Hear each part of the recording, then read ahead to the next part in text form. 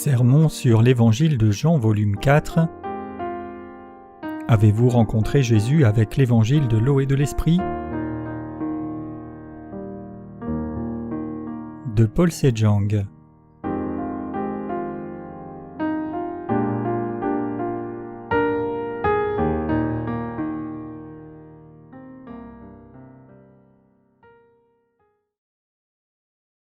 Rejetez vos pensées de la chair. Jean 2, versets 1 à 11. 3 jours après, il y eut des noces à Cana en Galilée. La mère de Jésus était là et Jésus fut aussi invité aux noces avec ses disciples. Le vin ayant manqué, la mère de Jésus lui dit « Ils n'ont plus de vin ».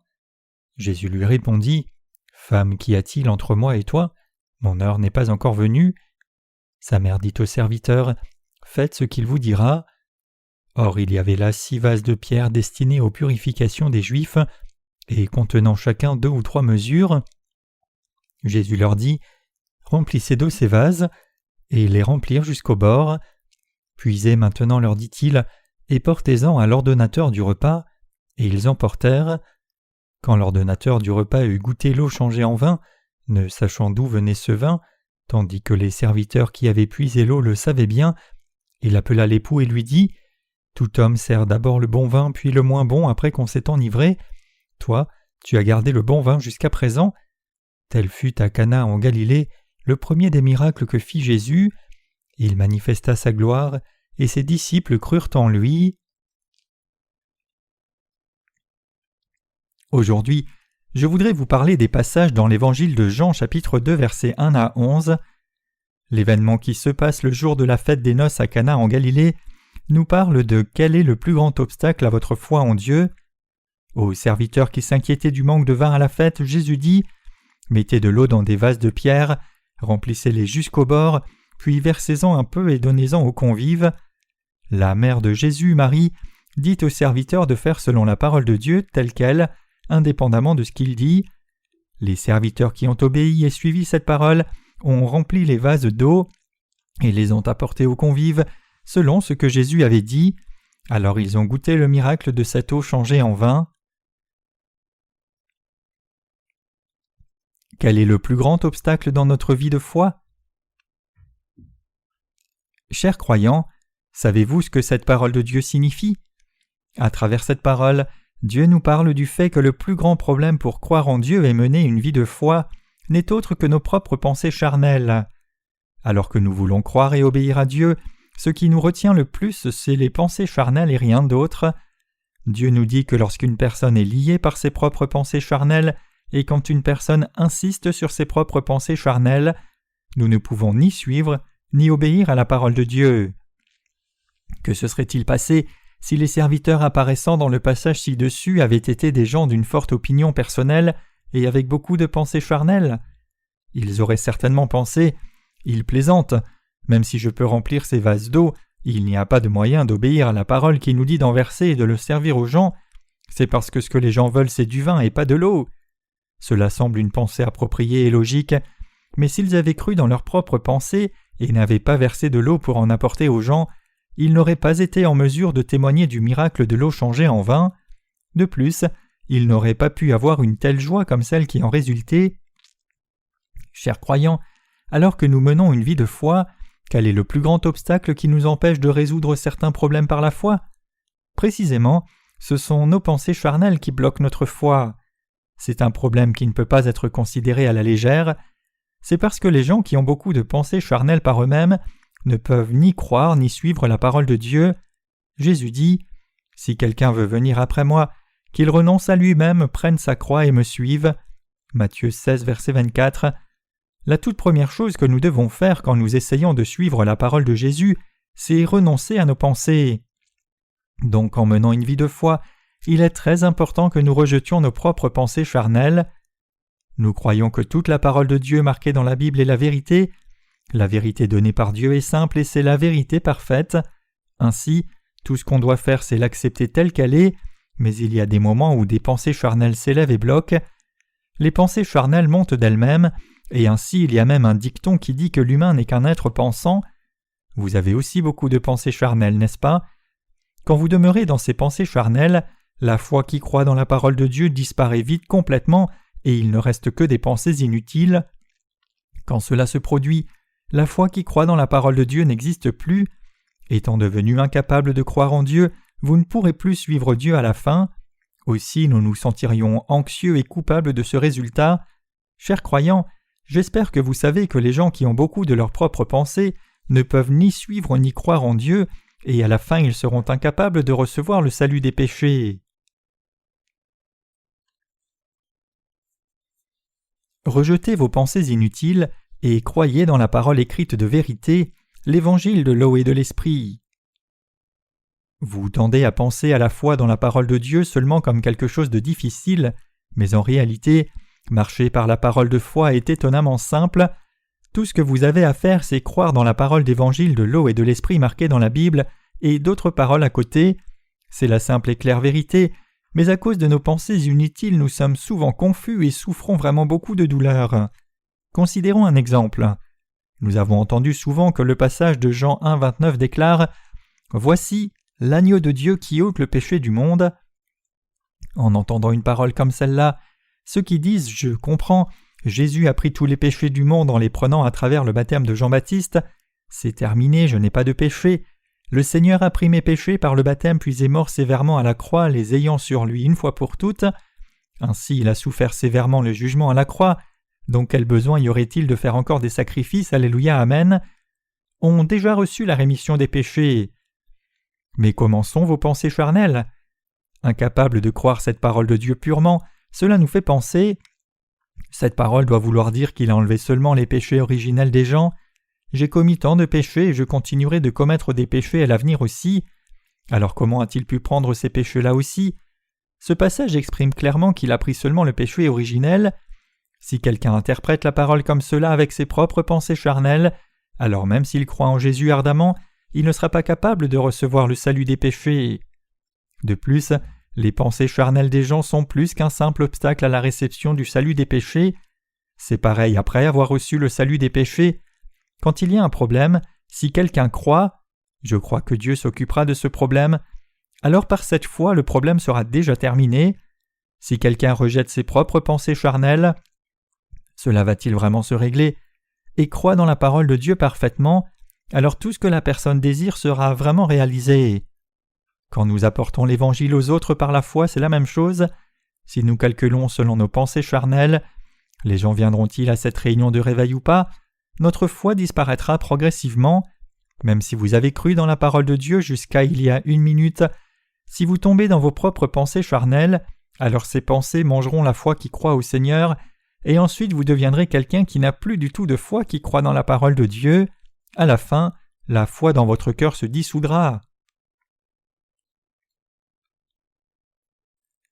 Combien nos pensées charnelles sont-elles fausses? Les gens peuvent penser, mais vous devez réaliser que penser devient un grand obstacle devant Dieu.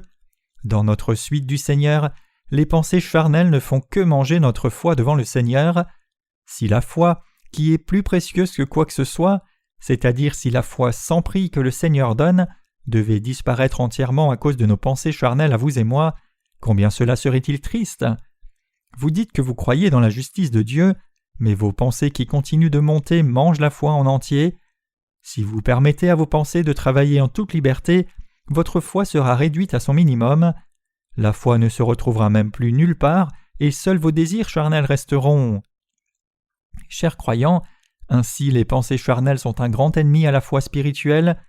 Nos pensées sont promptes à nous conduire comme ennemis de Dieu. Ce sont des obstacles à notre foi inconditionnelle et des pièges dans notre chemin pour le suivre. Chers croyants, une vie de foi ce n'est pas seulement venir et écouter l'Église de Dieu. La vraie foi c'est venir dans l'Église de Dieu, écouter la parole, se vider de ses propres pensées en ayant foi dans cette parole, croire au Seigneur et le suivre. Cependant jusqu'à maintenant, vous aviez probablement la foi qui croit et suit le Seigneur seulement quand vous concluez que la parole semble d'accord avec votre pensée, dans votre raisonnement. Si tel est le cas, vous n'avez pas encore pu vous vider de vos pensées, mais vous allez aussi réaliser bientôt que lorsque la foi s'approfondit un peu, vous arriverez à l'état auquel vous renoncerez à vos pensées, croirez seulement au Seigneur purement et le suivrez, vous réaliserez que Dieu attend précisément un tel état de notre part. Beaucoup de gens ont la foi qui suit la parole quand elle convient à leurs pensées et ne la suivent pas quand elle ne va pas. En dépit d'avoir dit qu'ils croient dans la parole, quand des pensées charnelles montent dans leur cœur et que des doutes apparaissent, les gens ne croient pas. Ces gens décident que bien qu'ils aient reçu la rémission des péchés par Jésus, ils ne peuvent plus croire parfaitement et suivre la parole même après avoir pensé avec la raison. Est-ce vrai? N'est-ce pas vrai? Serait-ce possible? Ne serait-ce pas possible? Je pense que c'est comme ceci et que c'est comme cela. Ainsi, quand il y a autant de pensées de soi-même, à la fin rien ne se réalise. Quoi que ce soit, même 0,1% de la possibilité va disparaître. Pensez-vous qu'il y ait une chance que les gens comme cela reçoivent le salut? Bien, réfléchissons. Disons que vous avez écouté la parole d'évangile de l'eau et de l'esprit. Même en écoutant la parole, cette pensée et cela se produit dans vos pensées. Avec cela, 30% de la foi sera déjà dévorée. Pensons un peu plus. Vous êtes vraiment borné et égoïste, et vous avez commis beaucoup de péchés. Avec le doute qui s'approfondit, 60% de la foi aura disparu. Vous pensez encore « Comme prévu, puisque ma personnalité est mauvaise, je suis impossible ». Maintenant 90% ont disparu, et avec la disparition des 10% de foi restants, vous concluez que ce n'est pas du tout possible et puis c'est terminé. Le fait est que votre chance de recevoir le salut est de 0%. Y a-t-il une foi sur laquelle vous puissiez encore vous appuyer? Le fait est que vous ne pouvez plus recevoir le salut à cause des pensées charnelles. Je ne peux pas recevoir le salut, j'irai en enfer, qui me pardonnerait? Je veux être sauvé des péchés, mais c'est impossible pour moi.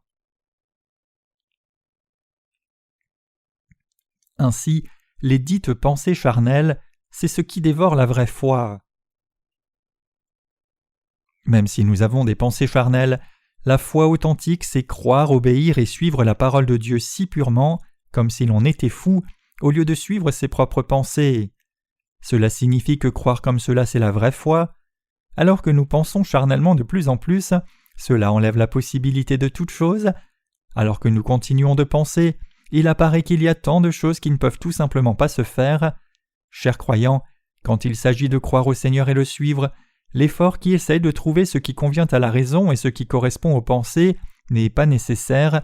Le fait est que nous devons croire en Dieu simplement, honnêtement et purement pour suivre Dieu.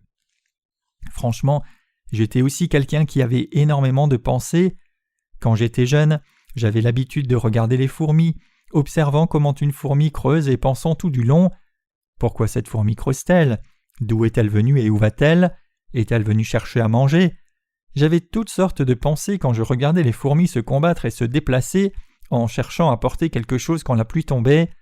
C'était la même chose quand je regardais les gens. Même quand je voyais juste un homme passer, j'avais des doutes incessants. Pourquoi est-il né? Où va-t-il? Pourquoi vit-il? Quel est son but dans la vie? Mais maintenant j'ai tout réalisé. J'ai réalisé le fait que de telles pensées ne sont pas d'une grande utilité devant Dieu. Peu importe combien les humains pensent au but de la vie, à la fin ils ne seront rien. Quand quelqu'un arrive au bout de la pensée, la seule conclusion qu'il y a, c'est que ça ne vaut rien de mener sa vie.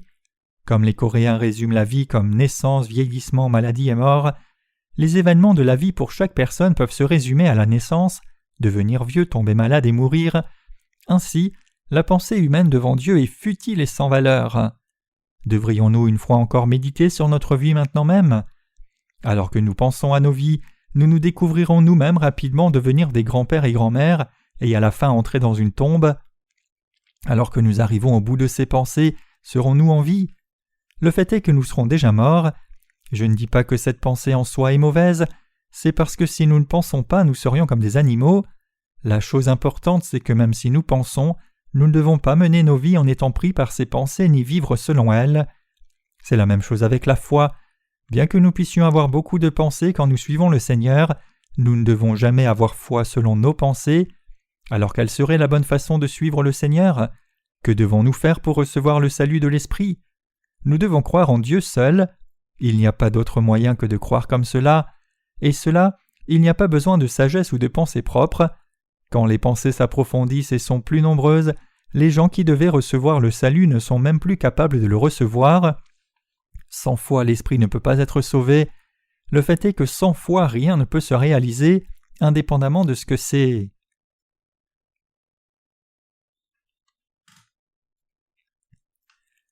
reniez vos pensées charnelles et possédez la foi pure. À travers la parole de Dieu, nous pouvons apprendre le fait que croire dans l'évangile de l'eau et de l'esprit, c'est simplement la foi authentique. Alors que nous renonçons à nos pensées, croyons et suivons Dieu, Dieu voit cette foi pure que nous avons et sauve les âmes en accomplissant le travail. Alors que nous menons une vie de foi, si nous essayons de faire correspondre toutes choses à nos pensées et de discerner ce qui convient au raisonnement, nous ne pourrons jamais suivre la volonté du Seigneur. Plutôt, ces gens seront toujours captifs de leurs pensées, et donc ils vont s'inquiéter, se sentir mal et être malheureux. Le fait est qu'ils vivront toute leur vie comme cela sous un temps maussade, incapables de voir la clarté du jour. Chaque jour sera nuageux, et chaque jour il n'y aurait de que pluie et épais brouillard. Chaque jour sera plein d'inquiétude et de tristesse. Si vous étiez quelqu'un avec beaucoup de pensées de vous-même, vous n'auriez pas pu prendre de l'eau et en donner aux convives en disant « c'est du vin », comme les serviteurs mentionnés dans le passage des Écritures d'aujourd'hui. Même si Jésus a dit cela et que Marie l'a dit, vous n'auriez jamais pu le faire. Selon vos pensées charnelles, ce n'est que de l'eau et jamais du vin. C'est parce que vous auriez déjà décidé dans vos pensées que l'eau ne se serait jamais changée en vin. Ainsi, les gens qui ont beaucoup de pensées à eux sont liés à abandonner l'Évangile. Ils quitteront l'Église et la parole de vérité qui devient la vie. Les gens qui ont beaucoup de pensées à eux-mêmes quittent la foi qui croit en Dieu. Si tel est le cas, alors comment pourront-ils croire et suivre ? Quelqu'un qui suit les pensées humaines dérivées d'un cerveau qui n'a même pas la taille d'un poing, plus que la foi en Dieu, ne peut pas être en mesure de suivre le Seigneur. La possibilité est absolument nulle. Nous devons mener notre vie de foi en sachant ce fait. Si nous voulons croire et suivre le Seigneur, la première chose que nous devons faire, c'est rejeter nos pensées. C'est seulement en faisant cela que nous pouvons croire au Seigneur et servir le Seigneur par la foi. C'est seulement quand nous rejetons nos pensées que nous pouvons porter la foi. Même quand je vous parle, vous ne devez pas essayer de le faire correspondre à vos pensées et votre raison. Avec cette parole, je peux vous parler non seulement aujourd'hui mais aussi demain, je peux en parler toute la semaine, 365 jours par an.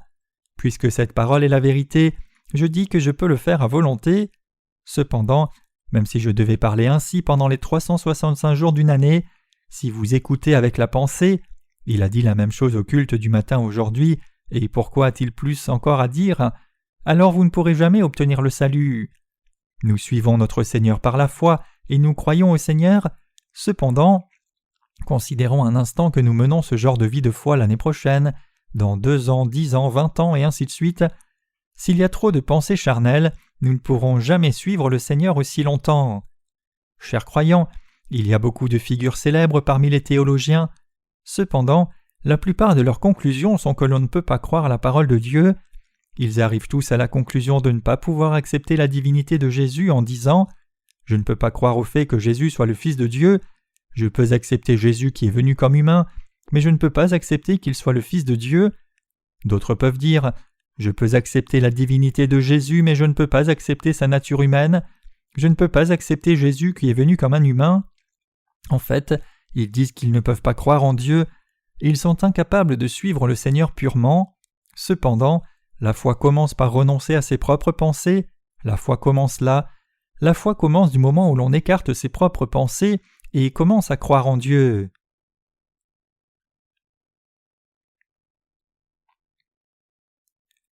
Dans notre vie de foi, nous devons combattre nos pensées charnelles incessamment et continuer d'y renoncer. Alors que nous avons cru dans la justice de Dieu tout ce temps, à combien d'occasions avons-nous résisté et à combien d'occasions avons-nous douté avec nombreuses pensées ? À chaque fois que cela se passe, nous ne pouvons que suivre la justice de Dieu avec une foi authentique. Au moment où nous renonçons à nos pensées comme si c'était un mensonge, nous pouvons alors réaliser et croire la justice de Dieu et nous devenons capables de suivre le Seigneur parfaitement. Ceux qui doutent de leur foi le font précisément parce qu'ils n'ont pas pu renoncer à leurs pensées charnelles. Une fois qu'ils commencent à penser qu'ils ne peuvent pas croire ou suivre le Seigneur, ils finissent par abandonner la foi. Progressivement, ils sont plus distants du point de vue du salut donné par Dieu. Les gens qui aiment et suivent de tout cœur la justice de Dieu sont ceux qui renoncent à leurs pensées charnelles et croient purement dans la parole de Dieu. Les gens qui pensent « je suis fou » et croient dans la justice de Dieu simplement sont ceux qui suivent Dieu. Chers croyants, ironiquement, si quelqu'un pensait beaucoup de l'extérieur, il pourrait abandonner ses pensées. C'est vraiment une solution intéressante. Donc les gens qui pensent juste un peu et ont des doutes sur leur foi doivent penser encore plus. Ils doivent penser en divisant leur temps de repos. L'on doit penser au moins pendant 1 an au même problème. C'est alors seulement qu'on peut dire qu'on y a beaucoup pensé. Ensuite, ayant atteint le bout de la pensée, l'on doit se tenir sur le fait qu'il ne peut pas y avoir de possibilité d'espoir à travers la pensée. C'est alors seulement que cette personne pourrait renoncer à ses pensées. Si vous êtes quelqu'un qui doit penser beaucoup plus, s'il vous plaît, ne le faites pas à l'église. Asseyez-vous sur les toilettes à la maison et pensez. Quand vous pensez juste un peu, vous commencez à penser même quand vous ne devriez pas le faire. Cependant, les gens qui pensent vraiment beaucoup ne pensent pas tant que cela quand je les encourage à penser davantage. C'est parce qu'ils pensent déjà constamment. C'est la même logique qu'une personne qui ne fait pas habituellement des prières longtemps qui durent plus d'1 heure quand on lui demande de prier. Chers croyants, en considération pour les œuvres du monde, nous devons beaucoup penser. C'est parce que les œuvres du monde sont telles que si vous pensez beaucoup et prenez une décision prudente, vous pouvez arriver à la conclusion que c'est aussi bon que vous le vouliez. Je ne dis pas que vous ne devez pas penser aussi. Cependant, en rapport avec la foi en Dieu, nous devons vraiment rejeter toutes nos pensées. C'est alors seulement que nous serons capables de croire en Dieu purement. Nos pensées charnelles, qui peuvent être nécessaires aux œuvres mondaines, ne sont pas utiles devant Dieu. Mais comment sommes-nous ? Nous disons que nous voulons vivre notre foi en Dieu, mais nous sommes prompts à avoir foi dans la parole seulement quand elle semble en accord avec la logique de ce monde. Cependant, nous abandonnons notre foi dans la parole quand elle ne semble pas plausible. Alors comment peut-il y avoir la foi dans de tels cœurs ? Il n'y a pas moyen. Même la foi qui reste ainsi que le salut passeront. Maintenant même, il y a beaucoup de gens qui combattent leurs pensées. Quand cela se passe, au lieu de penser superficiellement, vous devez penser sans dormir pendant des nuits jusqu'à la fin. C'est alors seulement que vous réalisez « Ah, ma pensée est insensée, cela ne fait que me donner des maux de tête ». Puis vous levez en rejetant toutes les pensées. À partir de ce moment, vous commencez à obéir à la parole de Dieu par la foi. Chers croyants, le comprenez-vous ? Les gens qui ont beaucoup de pensées ont leurs pensées écrites au-dessus de la foi. Ils ne peuvent ni trouver le bon chemin de la foi ni joyeusement chanter des chants de louange. Ils ne peuvent ni suivre ni servir le Seigneur. Seuls ceux qui écartent leurs pensées charnelles et veulent suivre Dieu parfaitement peuvent vraiment obtenir la foi authentique.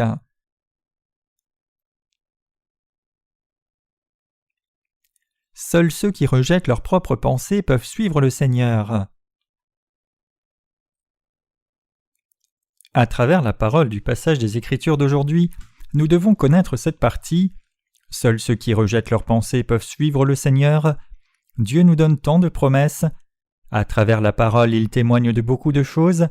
Cependant, si nous ne rejetons pas nos pensées, ces paroles ne peuvent pas entrer dans nos cœurs. Cela signifie que nous ne pouvons pas les croire. Ce que je dis est-il compréhensible ? Pouvez-vous réaliser le fait que l'on doit renier ses propres pensées pour avoir une foi authentique ? Si une personne ne peut pas renoncer à ses pensées, alors la personne sera incapable de mener une vie d'église correcte. Même dans notre église, beaucoup ne peuvent pas venir à l'église parce qu'ils n'ont pas été capables de renoncer à leurs pensées. Ces gens errent. Ainsi, d'une certaine perspective, ce n'est pas exagéré de dire que seuls les insensés sont assemblés à l'église. Ils sont effectivement insensés, mais ils sont les fous du royaume de Dieu et non les fous du monde. Non seulement cela, ce sont ceux dont le niveau a surpassé celui du monde. Chers croyants, puisque Einstein, un génie mondain, était si intelligent, il est dit que les gens de ce temps ne comprenaient pas ces notions hypothétiques. Maintenant même, la théorie de la relativité d'Einstein semble très difficile pour les gens moyens. Même si les gens sont conscients de la théorie, le fait est qu'ils ne sont pas capables de comprendre à 100% ce qu'il a dit. Les gens dont le niveau a surpassé celui de ce monde pensent longtemps, et alors qu'ils le font, ils reconnaissent le fait qu'il y a une limite à leurs pensées. À la fin, ils se soumettent à Dieu. Cependant, si les propres pensées de quelqu'un sont limitées, la personne ne sera pas capable de renier ses pensées propres, et à son tour, il ne sera pas capable de suivre le Seigneur étant tombé dans l'obstination.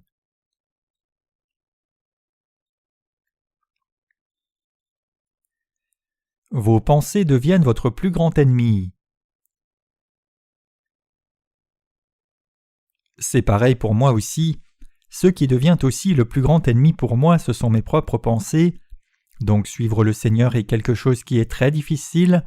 Comme il y a un ennemi en chacun qui crie et rationalise ses propres pensées, comment cela peut-il ne pas être difficile ? C'est si difficile qu'on ne peut pas l'imaginer. Néanmoins, quiconque ne peut pas renier ses propres pensées qui sont dans son cœur ne pourra jamais suivre le Seigneur. Une telle personne sera certainement séparée du Seigneur. Toute personne dans le monde entier est pareille. Par contre, ceux qui renoncent à leurs pensées en dépit de leur manque reçoivent la protection dans l'Église. Ceux qui pensent beaucoup aux circonstances sociales mais renoncent à ces pensées devant Dieu grandiront pour devenir une nouvelle plante verte dans l'Église. C'est parce que Dieu œuvre à travers eux. Vous possédez tous de telles possibilités. Chers croyants, il y a des temps où quelqu'un qui a mené une vie de foi va soudainement quitter l'Église. En dépit d'avoir été reconnu par l'Église, les gens qui ne sont plus à l'Église maintenant sont ceux qui n'ont pas pu renoncer à leurs propres pensées. Ils ont pensé qu'ils étaient plus intelligents que Dieu. Pour cette raison, ils ont abandonné le Seigneur en suivant leurs pensées. Tout comme Lot mentionné dans l'Ancien Testament, ils ont décidé que leurs pensées sont plus sages que celles d'Abraham et même Dieu. Devrions-nous parler un peu plus de Lot ?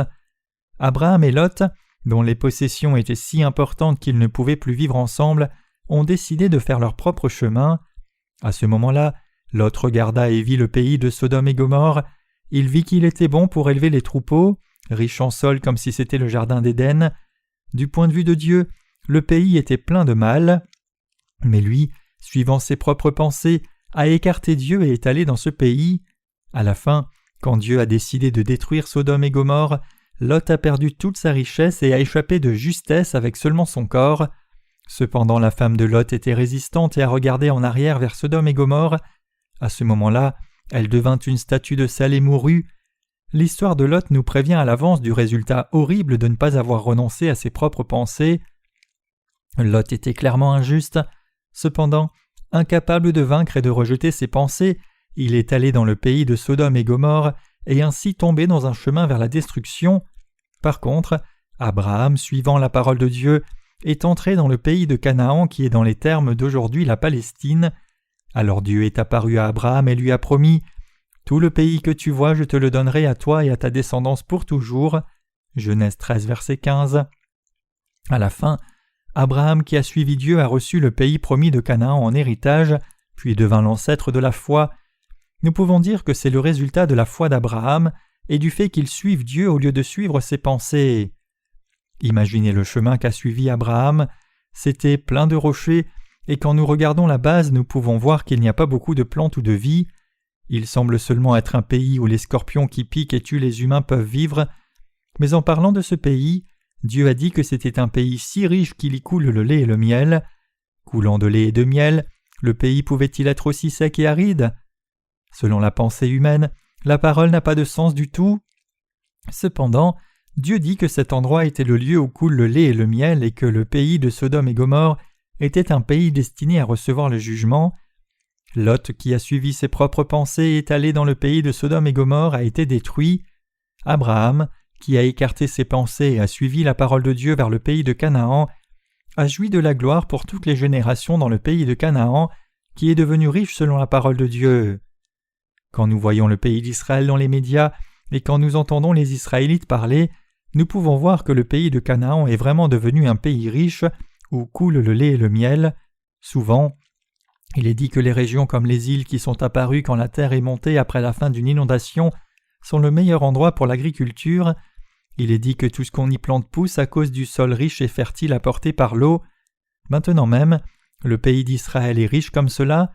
Le pays de Canaan, où coule le lait et le miel comme mentionné dans la Bible, était à ce moment-là un lieu stérile, mais maintenant, vraiment selon la parole, il est devenu un pays où coule le lait et le miel. Bien sûr, la pluie ne tombe qu'une ou deux fois par an, mais si l'on plante et arrose le sol riche qui a été apporté depuis des millions d'années, les semences ayant absorbé naturellement cette nutrition grandiront bien.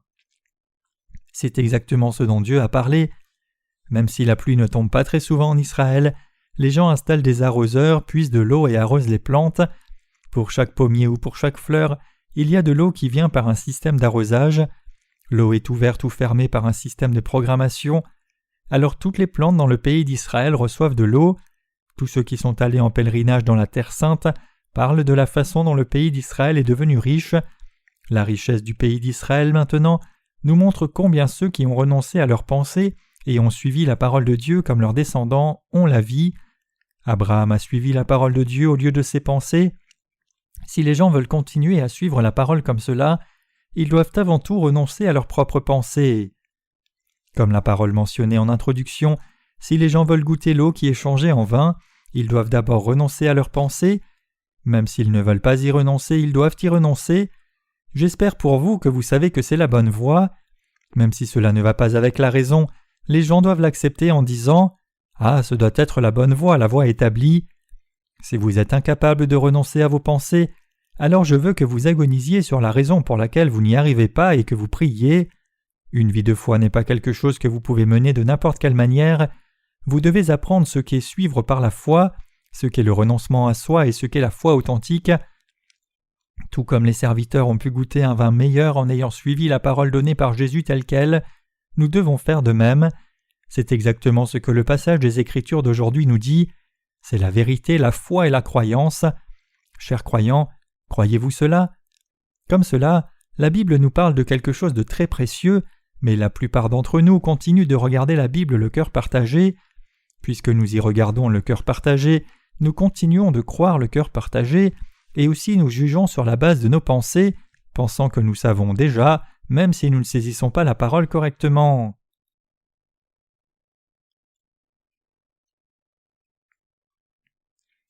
Nous devons enlever nos pensées qui font obstacle à notre vie de foi.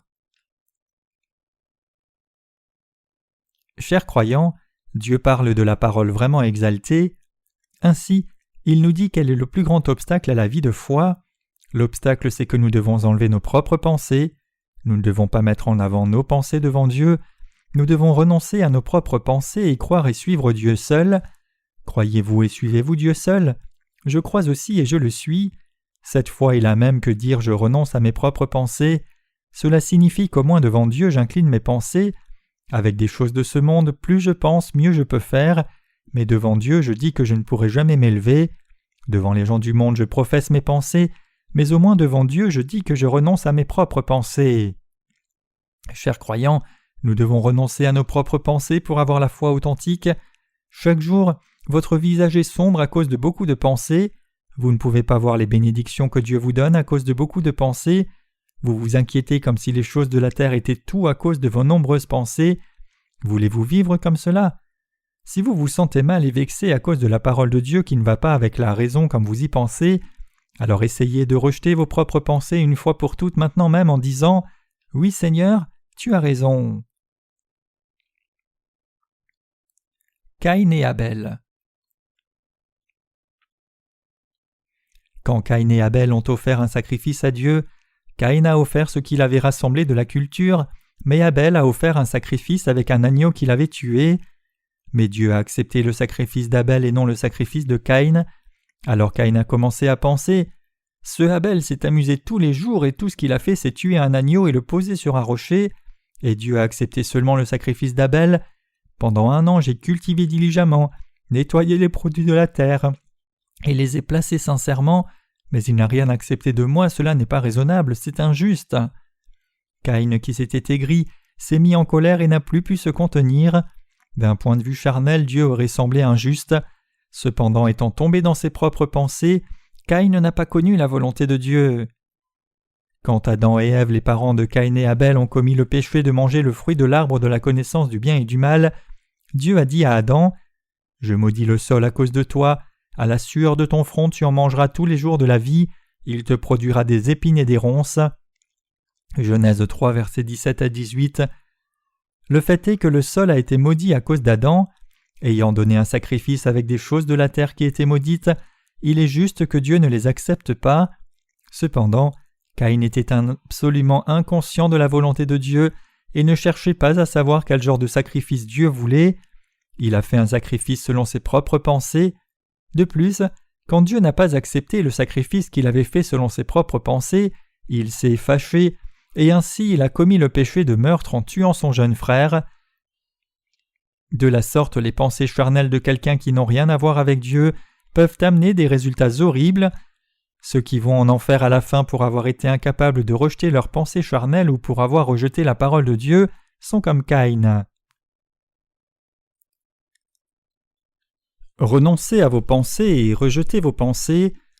Vous devez le faire devant Dieu. Chers croyants, l'évangile de la Bible est très simple. Par des mots simples, la Bible nous dit ce qu'est suivre Dieu, quelle est la bonne voie et quelle sorte de foi est la bonne foi. Tout comme du vin meilleur est venu quand les serviteurs ont rejeté leurs propres pensées et ont fait ce qui a été dit, la vie de foi correcte est réalisée quand nous renonçons à nos propres pensées et les rejetons devant la parole de Dieu. Les gens habituellement mettent le bon vin au début, puis mettent du vin de moins bonne qualité que le premier. Mais comme pour cette maison dans laquelle Jésus a fait le miracle, le vin qui est venu ensuite était de meilleure qualité que celui qui était donné en premier lieu. C'était le résultat du fait que chacun rejette les pensées humaines et suive la parole de Jésus. La Bible nous parle de cette vérité. S'il en est ainsi, que doit devenir notre foi pour être correcte ? Le fait est que nous devons précisément rejeter nos pensées devant Dieu au moins. C'est la foi correcte.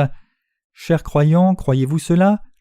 Vraiment, nous devons croire en Dieu seul et suivre Dieu avec la pureté d'un insensé devant Dieu. Bien sûr, dans les choses du monde, nous devons penser avec sagesse et prendre des décisions.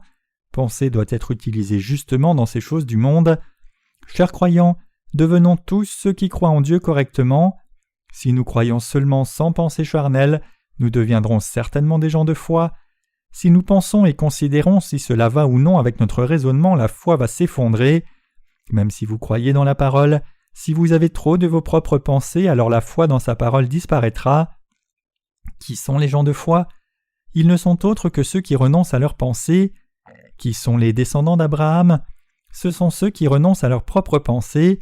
Ce sont ceux qui croient seulement et suivent Dieu. Chers croyants, croyez-vous comme cela ?